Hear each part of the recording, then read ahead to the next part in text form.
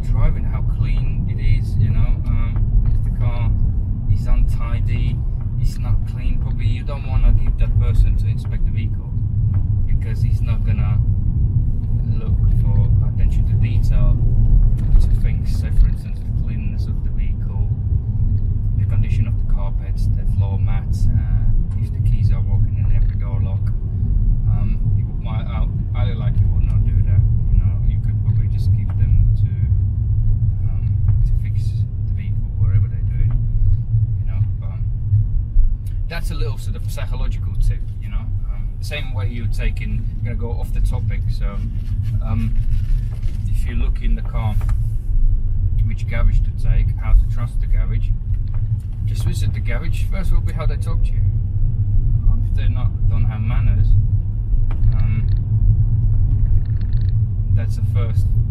That's already first thing is where I would be avoiding taking my car to.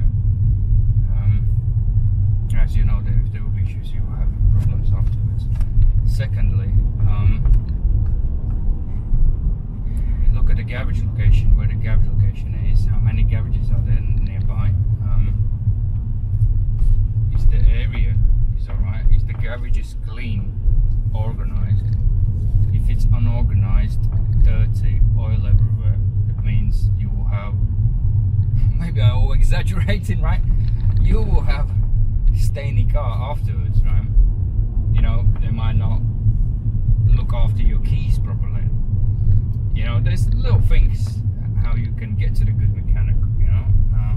Sometimes, yes, what I said, I could be wrong, but in general, people who love their job, proud of what they're doing, you know, their place will be clean. Good. I mean, you ain't gonna be clean as your living room. Maybe some of your living room maybe is even worse than somebody's garage, right? But this is what I normally try to explain people. You know, that will give you a good indication. You know, and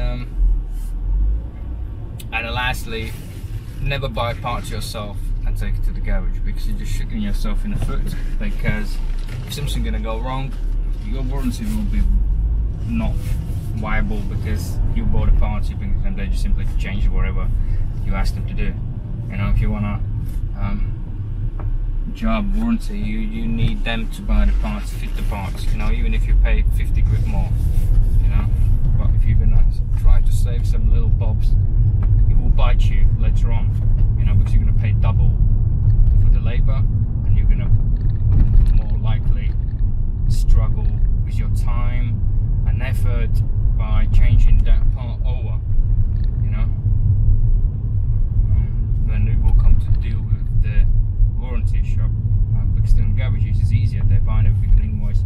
They can simply take this off, give everything back. They'll get the credit for the refurb parts, and because most of the warranty things in the trade is what you need to do. You have to pay for the part again, and then once it will be sent to the manufacturer to investigate.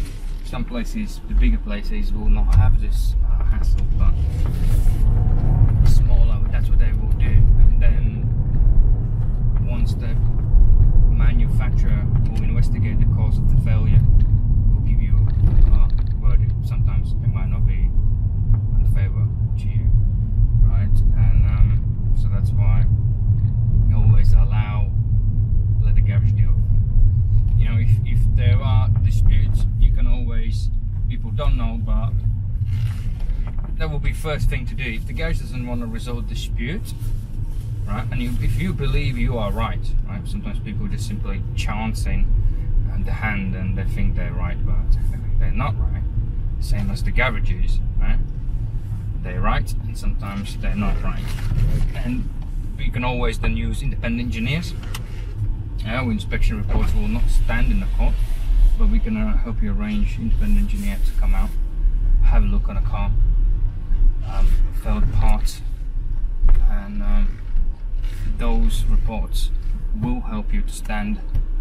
Pretty much will decide your case in legally. It will make you win or lose. The evidence covered. right? So that's a good tip to remember. So the road test for little 306 convertible is done. I'm happy how it drives. It's a really nice car, and I'll see you next time. Thanks for joining me for the ride.